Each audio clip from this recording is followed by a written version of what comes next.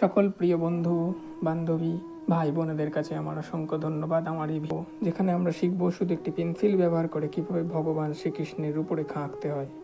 কৃষ্ণ প্রেম, করুণা এবং জ্ঞানের মূর্ত প্রতীক আমাদের হৃদয় ও মনে একটি বিশেষ স্থান ধারণ করে। আমরা পেন্সিলের প্রতি স্ট্রোকের সাহায্যে আমরা তার ঐশ্বরিক উপস্থিতি এবং নিরবধি শিক্ষার প্রতি শ্রদ্ধা জানাই। তো চলুন শুরু করা যাক। কৃষ্ণের মুখের মৌলিক রূপরেখা স্কেচ করে, তার গালের মৃদু বক্ষরেখা এবং তার চোখের নির্মল অভিব্যক্তিতে প্রকাশ করে।